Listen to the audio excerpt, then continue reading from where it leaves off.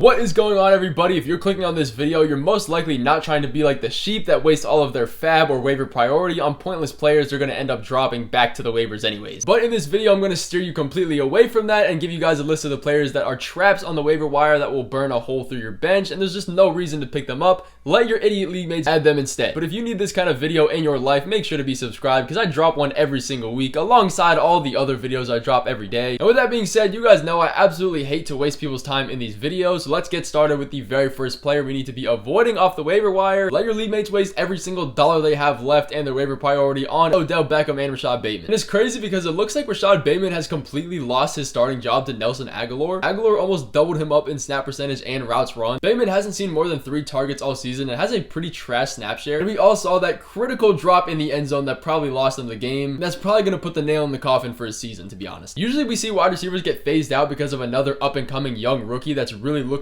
good. But in his case, he's beating himself out. He's just looking really bad and really inefficient, and he's losing his job to an old Nelson Agholor. Agholor has been increasing his snaps every single week, and even if there was an injury to one of the major pass catchers in this offense, he's still not going to be startable for us. And on that note, don't think you need to grab Agholor either. There's nobody you should be getting in this passing attack outside of Mark Andrews and Zay Flowers. As for the Odell side, I'm not too opposed to getting him off waivers compared to Rashad Bateman. And we can't look at this game in week 5 and completely blame him for it because he did leave early with injury. But Zay Flowers has cemented himself as the wide receiver 1, and if you're competing for targets as the third option behind him and Mark Andrews in an already run first offense, it's not really that good of a situation. He doesn't have that high of a floor, so there's no point to rostering him on our bench over guys like Tajay Spears or Kenneth Gainwell that do have that insanely high ceiling. Speaking of high ceiling though, I did put out a video yesterday about the waiver wire must adds. I'll pin it somewhere in this video, you guys can watch it afterwards. But going back to more players that we should not be adding off the waiver wire, more of a group of players again here is Tyler Boyd and Trenton Irwin. I know Irwin came out here and saw 10 targets, 8 receptions, 14 fantasy points, and had a pretty good day for himself. And Boyd saw 7 targets, but you're never going to be starting him with T. Higgins healthy. And let me explain more why we can actually just not pick him up or consider him. This game just showed us that even with T. Higgins out or even Jamar Chase, Irwin is going to have a role moving forward in those scenarios. And the whole reason we were rostering or even considering adding Tyler Boyd in the first place is because if T. Higgins or Jamar Chase were to miss, he was the clear 1 or 2 option, and now he's not. But now that we have Irwin in the mix, he's going to severely cap Tyler Boyd's upside, and all of the upside and ceiling we thought he had is pretty much non-existent now. He's gonna be a pretty name that people are going to pick up off the waivers because of his decent target share last week, but again, he's not gonna be a guy we start in any capacity at all, even in the flex spot, unless you're in like a 16-team league. But speaking on the topic of ceiling, we're not gonna go through and add Allen Lazard either. I know if we look at his fantasy points over the past few weeks, it hasn't looked half bad, especially for a Jets receiver with Zach Wilson, but as long as Zach Wilson is the quarterback for this team, there's absolutely no room for him in our roster. He's averaging 4 targets a game on the season, which isn't enough to really do anything with fantasy wise. But if you think the Jets could sign a capable quarterback in the future, which honestly isn't completely out of the picture, he's a fine add. But if that doesn't happen, he is just dead space on your roster because he is quite literally never going to break out under Zach Wilson in an offense that is more run heavy now, especially with Breece Hall off a snap count. Aaron Rodgers going out for the entirety of the season really hurts the fantasy outlook for everybody on this team.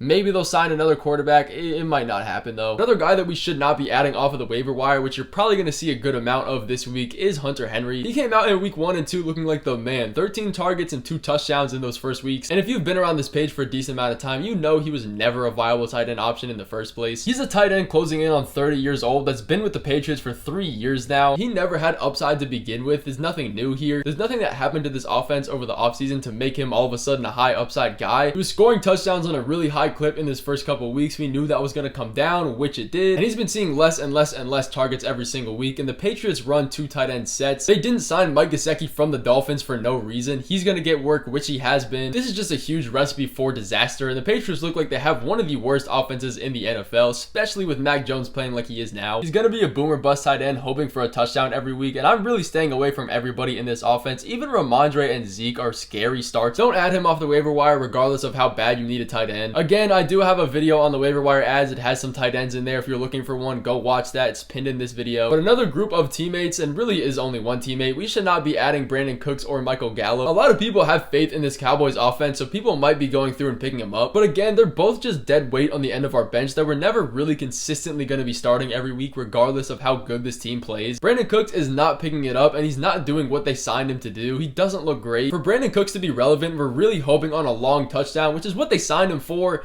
but it's just not happening when you're behind CeeDee Lamb and Tony Pollard and even Jake Ferguson in the depth chart. Yes, it was a super tough matchup against the 49ers. We can't completely take that away from him because the entire passing offense just had lower numbers, but these guys aren't seeing a consistent number of targets, which is what we look for when we're trying to grab players off waivers. Regardless of the fantasy points they're having, if they have a high target share, they're going to be good guys to grab, and these guys just aren't seeing that consistently. Leave them on your waivers, let everybody else grab them. But that is going to finish off this video of the players you need to be leaving on the waivers for your league mates to pick up and waste a roster spot on. I seriously appreciate you guys sticking around to the end of this video, and I'll see you guys in the next video coming tomorrow.